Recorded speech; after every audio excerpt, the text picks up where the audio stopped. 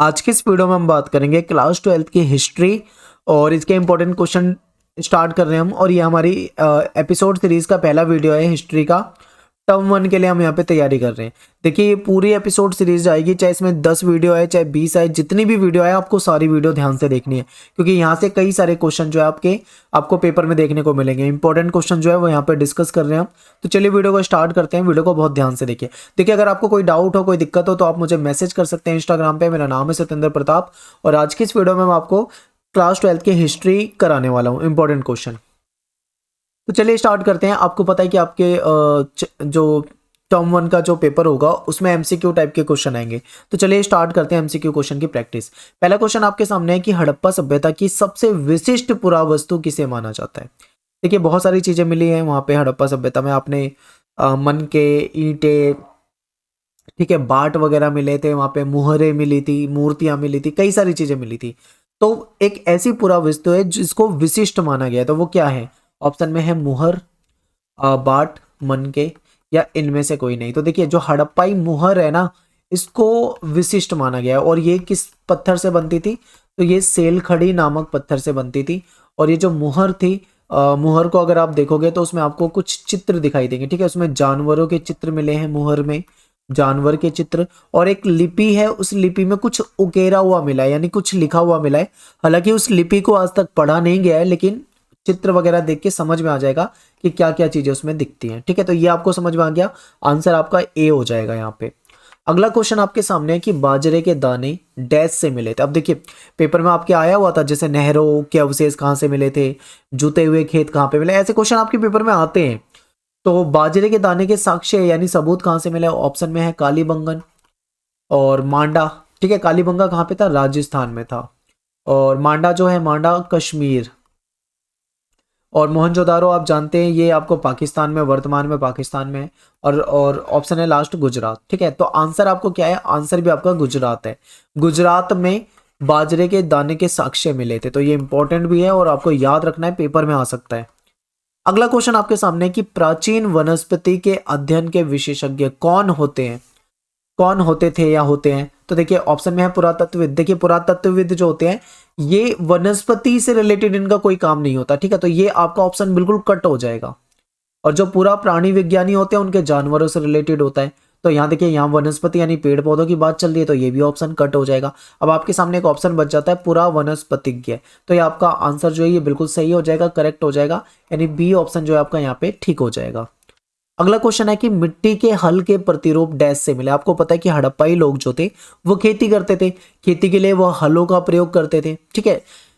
तो हल जो होते थे वो किसके होते थे? लकड़ी के हल होते थे, ठीक है।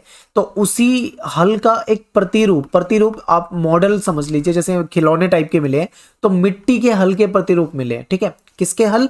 मिट्टी के हल के प्रतिरूप। प्रतिरूप का मतलब यहाँ पे मॉडल टाइप का है। जैसे मान लो आप देखते हैं ना, जैसे खिलौने बना दिए जाते हैं, खिलौने में बैलगाड़ियां वगैरह टाइप के, कुछ इस तरीके से मिट्टी के हल के प्रतिरूप मिले। तो वो कहाँ से मिले हैं? ऑप्शन आपके सामने दे रखा है। कालीबंगन जो कि राजस्थान में है, क्या यहाँ से मिले हैं? चोलिस्तान और एवं हरियाणा से मिले हैं। और अगला है शोरतुगही से मिले हैं, या फिर इनमें से कोई नहीं, ठीक है। ध्यान से एक बार आप ऑप्शन को सभी को देख लो। इसका आंसर हो जाएगा चोलिस्तान एवं हरियाणा। देखिए हरियाणा यहाँ पे एक ऑप्शन में टाइपिंग में मिस्टेक है, मैंने सीधा हरियाणा लिख दिया, बट यहाँ पे बनावली लिखना था मुझे, ठीक है। बनावली, बनावली कहाँ पे है? बनावली हरियाणा में है।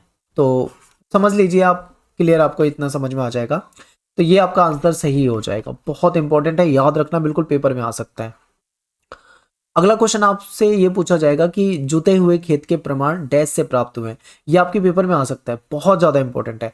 तो जुते हुए खेत के प्रमाण जो है वो हमें कालीबंगन यानी कि राजस्थान से प्राप्त हुए, ठीक है। कालीबंगन कहाँ पे है? राजस्थान। तो ये याद रखना, मैं इसलिए बता रहा हूँ बार बार कि ये राजस्थान में, ये हरियाणा में, ये वहां, क्योंकि ये मैप में भी आता है। जब मैं आपको मैप कराऊंगा ना, तब आपको पता होना चाहिए चीजें। हालांकि मैंने मैप कराया हुआ है, मैं आपको लिंक ढूंढ के दे दूंगा, टेलीग्राम में शेयर कर दूंगा। आप टेलीग्राम ग्रुप में है तो मैप आप देख सकते हैं, वहां पे सारी चीजें करा रखी है।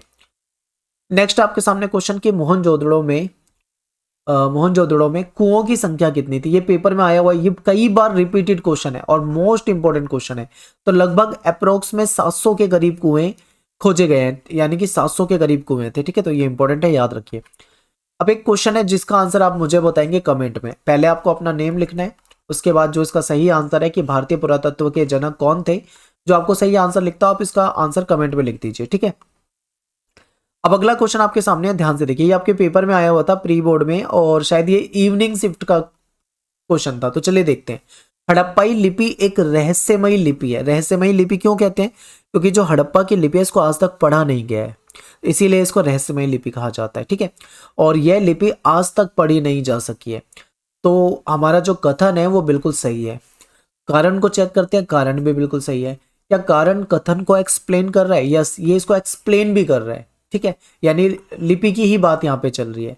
तो आपका आंसर क्या हो जाना चाहिए यहाँ पे कि कथन भी आपका ठीक है, कारण भी ठीक है, और वो उसको सही तरीके से एक्सप्लेन भी कर रहा है।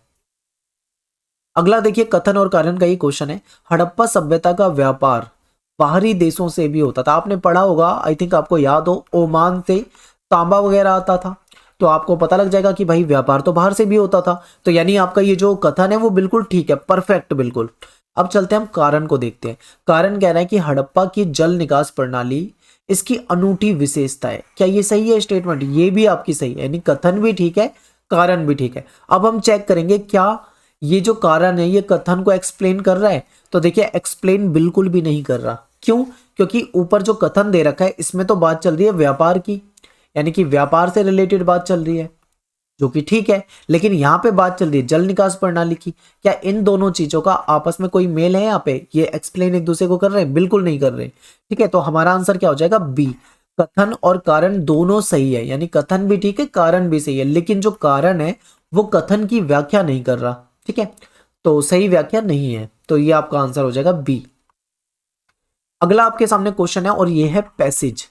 और पैसेज को मैं यहाँ पे पढ़ूंगा नहीं, आप वीडियो को पॉज कर लो और यहां से लेकर यहां तक पूरे पैसेज को आराम से पढ़ लो, ठीक है। मैं चलता हूं सीधा क्वेश्चन पे।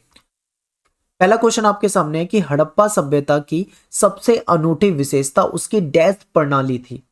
ऑप्शन में है भवन निर्माण प्रणाली, जल निकास प्रणाली, आभूषण निर्माण प्रणाली, या फिर स्नानागार निर्माण प्रणाली, ठीक है। चार ऑप्शन दे दिए। अब आपको पैसेज अगर आपने पढ़ा है तो आपको पता लग गया होगा कि जल निकास की बात चल रही थी इसमें, तो आपका आंसर क्या हो जाएगा यहाँ पे? जल निकास प्रणाली, ठीक है। ऑप्शन बी आपका क्या हो जाएगा? करेक्ट हो जाएगा। अगला क्वेश्चन है, सड़कों और गलियों को किस पद्धति में बनाया गया था? केवल दो ऑप्शन दे रखे हैं। तो देखिए, ग्रिड पद्धति में बनाया था, और वो सड़कें जो थी एक दूसरे को समकोण पे काटती थी, यानी 90 डिग्री का एंगल बन जाता था। जब मान लो जैसे एक सड़क ये जा रही है तो दूसरी सड़क बिल्कुल इस तरीके से काटेगी, ठीक है। तो ये आपको समझ में आ गया होगा। अब चलते हैं हम आप अगले क्वेश्चन पे। अब यहाँ पे देखना, बहुत करीबी मामला है, बिल्कुल गलत हो सकता है।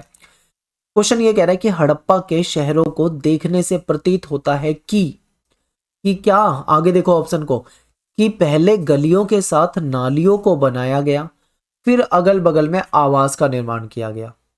क्या ये सही है? इसको सही मानने से पहले हम बाकी ऑप्शन को चेक करेंगे, चलिए देखते हैं। पहले नालियों के साथ गलियों को बनाया गया, फिर अगल बगल में आवास का निर्माण किया गया। अगला है कि पहले नालियों के साथ आवास को बनाया गया, फिर अगल बगल में गलियों का निर्माण किया गया। अब आप देखो कि बिल्कुल मिलते जुलते लग रहे हैं, बहुत मामूली सा बदलाव किया है मैंने, और यहाँ पे आपके दो ऑप्शन जो है बिल्कुल गलत हो जाएंगे। तो कौन से है? तो चलिए एक बार पैसेज को आप दोबारा देख लो, आपको पता लग जाएगा।